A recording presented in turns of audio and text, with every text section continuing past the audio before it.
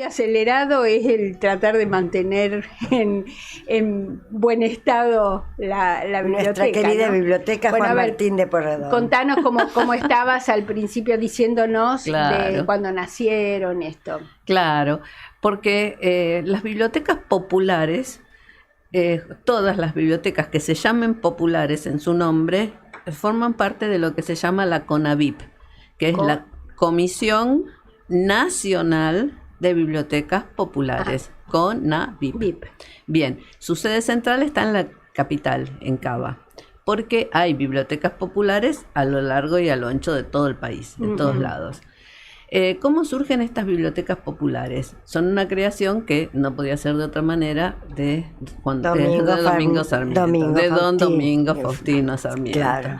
Que él lo consideraba a la biblioteca junto con la escuela el lugar donde se conseguía civilizar, diríamos así, donde se enseñaba, donde la gente podía aprender leyendo. Entonces, claro. Él justamente instaba mucho a la lectura. Recordemos que él mismo era autodidacta y que justamente había aprendido leyendo, que obviamente lo ayudaron con eso. Alguien te ayuda para empezar a leer y después para ir guiándote. Y bueno, él tenía sus tíos, Fray Santa María de Oro era tío de Sarmiento, tío de Sarmiento, y entonces él le dio una gran mano. Inclusive se lo llevó con él en uno de los viajes del fraile. Se fueron a San Luis y allí hicieron una escuela donde Domingo hacía las veces de maestro auxiliar de bedel, digamos, claro, pero claro. Él ayudaba también. Por eso él también tenía ese sistema, como hoy en día, por ejemplo, tienen muchas comunidades religiosas, como los lasallanos, los salesianos, que tienen eso de que los más chicos se puedan apoyar y ser asistidos grandes, por los mayores. Claro. Entonces siempre es como que venimos recargando la potencia de la misma comunidad, por eso las escuelas se hacen clásicas, tradicionales, porque después nosotros mandamos a nuestros hijos a la misma escuela en la que nosotros fuimos, sí, y entonces claro. Bueno, ahí porque es como el carisma que recibimos y sí. Lo vamos traspasando. Y justamente eso en la escuela se hace con los mayores, entonces los de quinto año ayudan a los más chiquitos y ayudan a los profes con los viajes, por ejemplo, claro. Acomodan bien. Y entonces Sarmiento ya era un propulsor de eso, porque hay muchos educadores laicos también que instan a eso, que con los mayores se hagan los más chicos. Bien, entonces Sarmiento llega a la presidencia, ¿se acuerdan? En 1868, en esa época la presidencia era de 6 años, va a durar entonces hasta el 74, y para 1870 él va a fundar este sistema de bibliotecas populares. No obstante, Sarmiento siempre estuvo de algún modo u otro haciendo por la educación, aún desde cargos políticos que por ahí no parecieran tener mucho que ver con la educación. Recordamos que siendo diputado, siendo gobernador de la provincia de San Juan, por ejemplo, siendo ministro en distintas presidencias o en distintas provincias, porque ha sido ministro en gobiernos de provincia de Buenos Aires, en gobierno de la provincia de San Juan. Entonces, él siempre hacía algo para la educación. Y ya antes del sistema que él crea desde la presidencia, siendo ministro, él había creado y había instado a que los gobiernos de los poblados, decía él, o sea, ni siquiera era un gobierno provincial o un gobierno municipal, todavía no estaba del todo organizado, claro. Pero que en los poblados se hiciesen bibliotecas y que se instara a los niños y a todas las personas, pero ya empezando desde los niños, a que concurran a esa biblioteca para instruirse. Y entonces él había hecho como una especie de reglamento, que los libros estuviesen a mano, pero protegidos en un estante con llave, que esa llave estuviera una persona responsable, que él da también una lista de libros que no pueden faltar, claro. Porque justamente no hay que olvidarse que Sarmiento es el que favorece de alguna manera la inmigración, porque en sus viajes a Europa él vio todo lo que se hacía y se había hecho en Europa con cosas, y entonces él quería traer todo eso acá a Buenos Aires, a la Argentina en general. Entonces vamos a ver que justamente él va a traer maestras también para enseñar, porque justamente su afán siempre fue la educación. Sí. Entonces, aquí en San Isidro se recibió esa nota del ministro Sarmiento y empezaron ya a armar una biblioteca con algunos libros que estaban en el consejo escolar, con un dinero que mandó el Ministerio de Sarmiento para que se empezara a hacer la biblioteca. Cuando aquí se enteraron de la propuesta de Sarmiento, enseguida se anotaron y enseguida se armó. No hay mayores datos acerca de eso, así que no se sabe muy bien dónde estaba. Sí se sabe que estaba, porque Claro. Sarmiento les dice, bueno, les vamos a dar todas las cosas necesarias para que ustedes empiecen la biblioteca, pero tienen que ustedes contar con un predio propio o un lugar seguro donde poner la biblioteca. Claro. Entonces, de eso no hay registro. Entonces, habrá que seguir investigando ¿Dónde funcionó? Claro, dónde funcionó. Lo que sí se sabe es, una vez que se funda la Biblioteca Popular, que se hace a instancias de lo que hoy sería el intendente, que en aquel momento era el alcalde de la hermandad. Claro. El título que tenía, que era Martín Omar. Manuel Martín Omar. Martín Omar es el apellido, Claro. porque su papá era Martín y su mamá era Omar. Entonces, como se usaba en aquella época unir los apellidos con la I, entonces Martín y Omar. Entonces, bueno, don Martín y Omar, nosotros lo recontra conocemos, o debiéramos recontra conocerlo, porque fue uno de los personajes que dio la vida y el esfuerzo para salvar gente en las pestes. Él y Diego Palma, que era el párroco, los dos, junto con Muñiz, no tenían ningún problema en arremangarse y ayudar a la gente con cólera en el momento del cólera, con fiebre amarilla en ese momento, a tal punto que cuando pasó todo, el pueblo de San Isidro juntó dinero y les regaló una medalla conmemorativa a cada uno, al párroco, a Diego Palma y a Martín Omar. Entonces, y hay una calle en San Isidro, y un colegio. Claro, entonces justamente nos encontramos con que es un personaje importante. Y su casa sus tierras estaban donde hoy estaría la iglesia Niño Jesús de Praga. Allá en Acasuso. En Acasuso, claro, porque la iglesia Niño Jesús de Praga era la iglesia interna del Charcó, del Charcó, que claro. era un instituto de salud mental que había en esa zona. Y ellos le habían comprado la tierra a los descendientes de Manuel Martín Omar. Entonces, esas eran las tierras de él, pero eran mucho más largas porque llegaban casi hasta el fondo de la legua. No llegaban hasta el fondo de la legua, pero casi hasta allá. Porque ya se había empezado a achicar los espacios con las ventas y las sucesiones. Bien, entonces, él tiene la iniciativa de fundar la biblioteca. La posta y eso que él sabe que está ahí en el pueblo, que necesita algo más formal, y entonces hace la Biblioteca Popular. La Biblioteca Popular cuenta en estos momentos por parte de la CONAVIP con un subsidio anual que debiera de alcanzar para pagarle a los bibliotecarios, claro, que habitualmente lo nombra la comisión del lugar, porque son los que conocen a la gente, porque de todo el país es un espectro muy grande.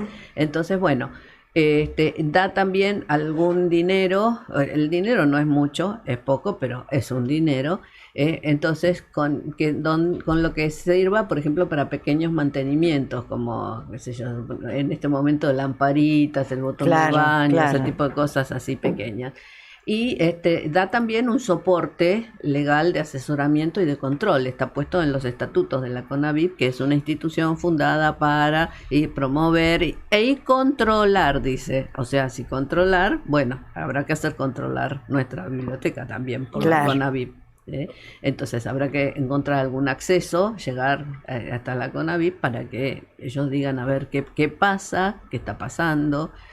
Habrá que ubicar también a la gente de la comisión directiva actual. Porque en realidad las bibliotecas populares no dependen, son como no dependen de la municipalidad, no son Para bibliotecas nada. municipales. Para Eso es lo nada. que hay que tener bien en claro. Sí, sí, sí. Y no, por eso señalé nacional. Si es Claro. nacional, no es municipal. No puede Claro. ser nacional y municipal a la misma vez. Exactamente. Entonces, para entenderlo, funcionarían casi como un club, podría ser. No, no porque no podés olvidarte de que formás parte de una entidad del Estado, que es la CONAVIP. Entonces, será una cosa... Bueno, pero en la organización, porque tenés una comisión directiva, tenés socios, Claro, bueno, tenés digamos, asamblea de los socios son en realidad los dueños de la biblioteca. sí, porque ellos tienen que presentar todo eso a la CONAVIP y ellos son los de la CONAVIP, van a ser los que les van a aprobar y los van a ayudar a instalarse, diríamos así. Claro. Y eso acá en San Isidro ocurrió en 1873. Les ayudaron con el principio, pero todavía no tenían, porque no había plata que alcanzara, no tenían dinero para comprar su propio inmueble. Claro. Entonces, ¿qué van a hacer? Van a recibir los libros, van a largar con la biblioteca popular y lo que hablábamos hoy, la tradición oral dice que Martín Omar había llevado los libros, las cosas de la biblioteca a su casa, que estaban en su casa, protegidas. Y como que el que quería libros le tenía que pedir a él y él los traía. Por eso señalé a dónde estaba la casa, no es que estuviera tan lejos, estaba ahí nomás, del otro lado de la calle prácticamente. Entonces, eso por un lado. Pero después él lo trajo a lo que hoy sería la municipalidad. Él lo trajo a las dependencias de la alcaldía. Claro. Después, y también, ese es otro tema, ¿y la alcaldía dónde estaba? Porque uno ya se imagina el Palacio Municipal antiguo y no, todavía no estaba ahí. Entonces, vamos a ver que hay distintas direcciones en cercanías, por ejemplo, sobre la calle 9 de Julio, entre 25 de Mayo y Chacabuco, en 9 de Julio, entre cerca del mástil, enfrente del mástil, inclusive parece que ha estado. Claro. Todo esto con gente que seria que ha estado investigando. Claro, que dónde prestaba está. su casa y dejaba para que funcionara. No solo eso, sino que el dato que estamos dando es de gente archivo, seria, claro. gente seria que ha hecho una investigación seria y profunda. Entonces, hasta que finalmente logran juntar algún dinero y compran el predio, que hoy es lo que está en la librería Ágape, que hasta hace algún tiempo había un bar, 7-Eleven creo que se llamaba. Sí. Bueno, primero compran eso y después consiguen ampliar con otra porción que llega hasta la esquina. Claro. Y entonces, justo en esa esquina, entre 25 de mayo y 9 de julio, las dos fechas importantes, y por eso, como está frente a la municipalidad, mucha gente siempre pensó que pertenecía a la municipalidad. Era un establecimiento municipal. Claro, de dependencia municipal. Y no, son solamente vecinos.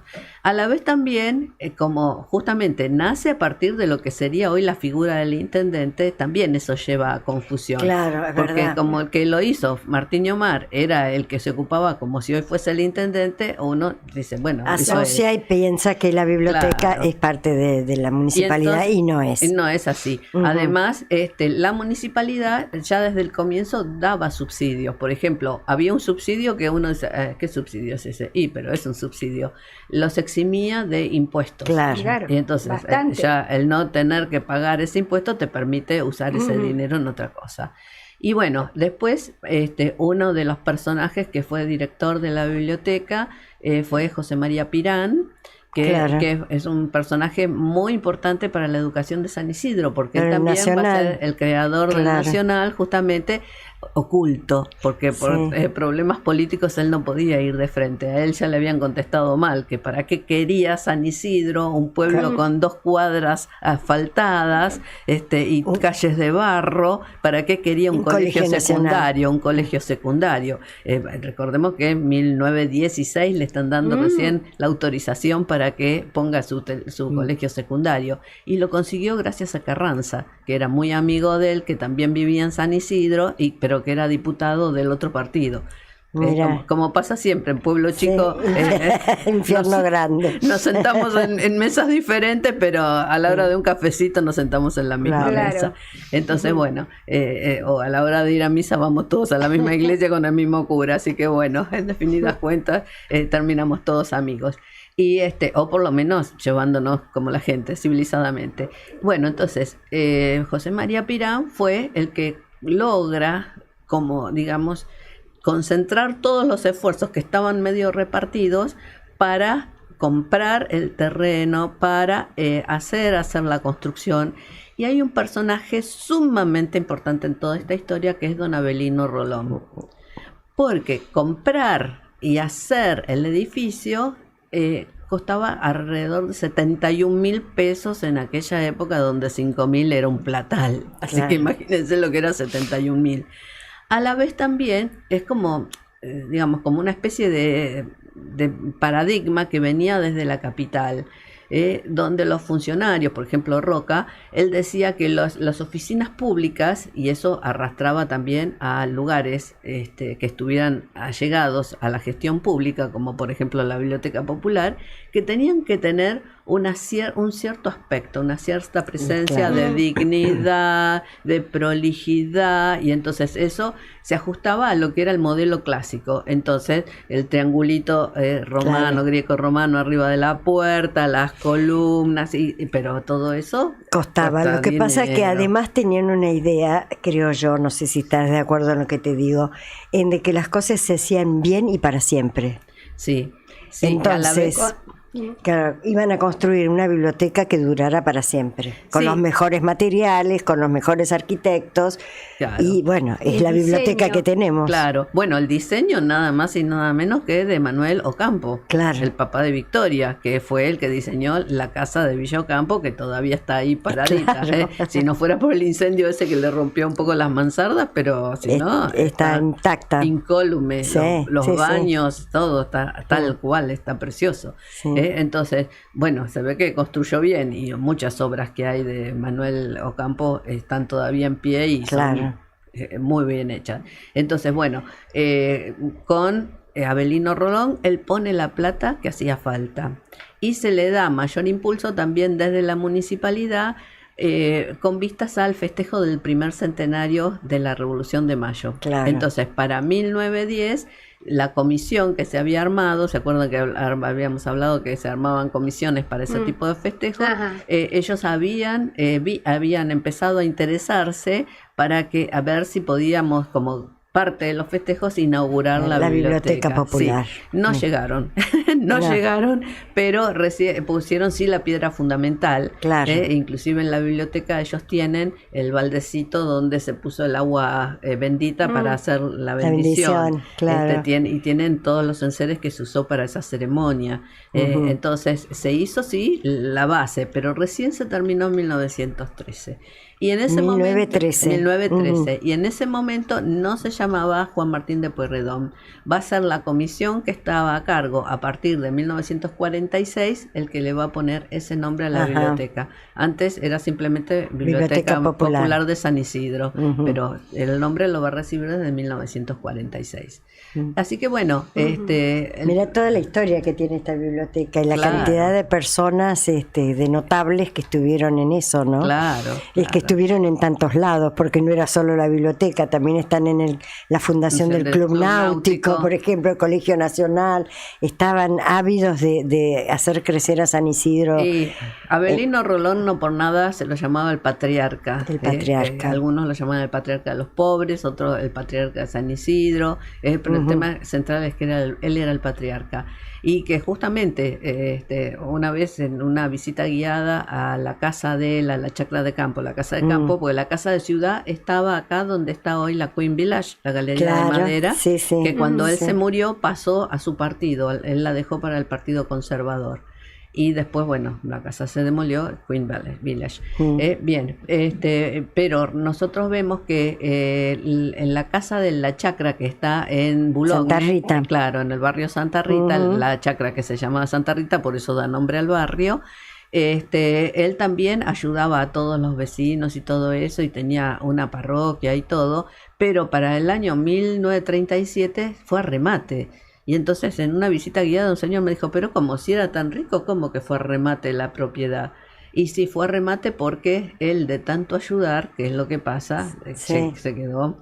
Y uno dice, ay, pero qué pavote. No, lo que pasa es que su principal ayuda iba a la obra de su hermana, Sor Camila Rolón, claro. que justamente tenía hogares para niños, entonces niños abandonados, niños judicializados llamaríamos hoy. Entonces ella le pedía plata, era como Don Busco, nuestro Don Busco. Bueno, Sor Camila, ella hablaba, claro, Don Bosco, en la intimidad uno dice, y Don Busco, porque él siempre buscaba y tocaba los hogares y las puertas que le pudieran ayudar. Hasta la familia Chopitea lo ayudó Don Bosco, allá en Turín, sí. Tenía también familias que estaban en España, que eran de Argentina, que estaban en España y que le mandaban plata a Don Bosco para el colegio. Claro. Así que Don Bosco. Y Camila Rolón también hacía eso, pero había veces que no conseguía la plata y entonces su hermano, ay, Abelino, sabes que tengo tal problema, y el hermano, ¿cuánto precisas? Sí. Pero las obras cuestan, ya vemos lo que costó la biblioteca. Entonces ella, por hacer un dormitorio más, que encima era dormitorio de esos grupales, colectivos para varios chicos, o hacer la cocina, todo eso te lleva mucha plata, porque la biblioteca no tiene ni cocina ni todas esas cosas. Pero es un buen edificio, nuestra biblioteca es un muy buen edificio. Sí, aparte tiene toda detalles, por ejemplo, ahí originariamente en ese predio estaba el taller mecánico de la familia Llanaza. Y bueno, ellos fueron los que vendieron ese predio. Y enfrente estaba la carpintería de Chimino, donde hasta hace poco hubo una sucursal del Banco City, que después pasó allí, que después pasó al Santander y ahora creo que está vacío, está en venta otra vez el local. Entonces, en ese lugar estaba la carpintería de Chimino. Y también después la carpintería de Chimino se muda a pocas cuadras del Banco Provincia por la calle Casuso. Ellos los de Chimino hicieron toda la carpintería, las puertas de la biblioteca se hicieron ahí, en lo de Chimino, que tienen el detalle hecho en metal, que dice BP en la puerta, así que tiene pisos con baldosas que son de aquella época, tienen una claraboya que es maravillosa, espectacular, que ha tenido mejores glorias, porque bueno, después viste con esto de que caen piedra, graniza, todo eso, y se van rompiendo vidrios, y bueno, por ahí no se podía reponer, se reponía con un vidrio común o a veces con medios más rupestres, y entonces se deterioró mucho. Pero ahora, bueno, hay pérdidas de agua, tienen baños que no funcionan, ya es como más complicado la cosa. Por eso yo creo que a la vez también los historiadores de la biblioteca te señalan que justamente muchas veces, por ejemplo, allá para 1898, por ejemplo, que ellos ya querían empezar, hicieron una rifa y sacaron 5.000 pesos nada más, porque nadie les compraba, no había ningún vecino que pusiera plata. Y entonces vos decís, pero ¿cómo? A ver, no hay gente importante de dinero que participe en esto, y es como que no tenía, no sé, pobre. No tenía prensa, el hecho de hacer una biblioteca. Qué sé yo, sería desangelado, qué sé yo. Habría que hacer alguna cosa.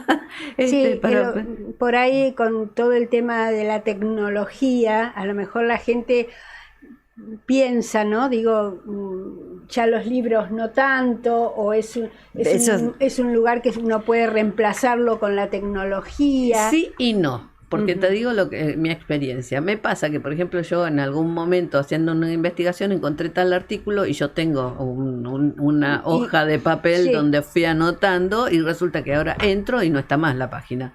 Porque el que tenía la página se murió y entonces cerró la página. En internet. Claro, por ejemplo, de internet. No está más la página porque la persona no pagó más y entonces se la cortaron. Hay películas que yo digo, ay, qué lindo ver Los chicos del ferrocarril. Era tan divina esa historia del ferrocarril en Inglaterra que te va contando. Y resulta que no está más en internet. Porque ya no la consideran de interés, pero a ver, yo la necesito para el estudio que estoy haciendo. Entonces, digamos, sí y no. ¿Sí? Yendo un poco a esto de que, bueno, para hacer los reclamos hay que ir al lugar preciso. Es así. Hay están los contactos con la CONAVIP y, por ejemplo, un mail, puede ser, hay varios mails, abrí la página de Conavip y de ahí fui a contactos, sí. apoyo.conavip@gmail.com. Hay teléfonos, varios teléfonos, 4, 5, 6 opciones de teléfono, 7, 8, así que para poder llamar, si abren la página vuelvo a decir, de la Conavip, van a contactos y ahí tienen muchos más mails. Y tienen muchas posibilidades de cosas que se pueden hacer, porque vos vas tocando en el home, o sea, en la entrada, y vas tocando que tiene servicios, programas, planes, y vas entrando cada vez y tenés muchas opciones donde podés buscar apoyo. Se puede buscar apoyo. Anita, muchas gracias. Y bueno, resuelta. Acá mostramos, si querés, la foto de lo que es la biblioteca, para que vean qué importante es un edificio. Está en una esquina muy tradicional de San Isidro, 25 de mayo y 9 de julio, y además es un edificio imponente. Totalmente. O sea que decididamente lo hacen de una vez y para siempre. Entonces es una pena. Hay que sostenerlo, que sea para siempre. Número uno, que esté empezando a deteriorarse y que no se haya podido mantener. Y segundo, que esta comisión se active. Claro. Y se resuelva tener nuevos socios y se le dé una nueva vida a la biblioteca. Es no sé si lo calificaría de club, pero es una asociación civil, que es lo que dice reglamentariamente el Código Civil y Comercial de la Nación de este momento. Entonces, como tal, tiene que tener un reglamento. Que en una asociación se llama estatuto, y ahí está todo arreglado, y ahí te dice cómo se eligen las autoridades, cuánto duran, qué hacer si no cumplen con sus funciones, cómo se les reclama, quién es el propietario. Ahí está todo, tiene que estar todo. Entonces por eso digo, habría que buscar a alguien de la comisión que muestre los estatutos, porque son cosa pública. Esto es una red pública, res publicae. Las cosas res publicae son de dominio público, de conocimiento público. Entonces, siendo una cosa pública, no pueden ocultarlos. Por eso, ponele, no sé, no estoy diciendo que pase eso, que hubiese mala fe, y vamos a la Conavip, porque allá ellos tienen un número de archivo de legajo que está también en la página de la biblioteca, creo que es 283 o 253, donde ellos tienen que tener la documentación, o sea, el prontuario, el legajito de esta biblioteca. Muy bien, bueno, gracias Anita. Santi, por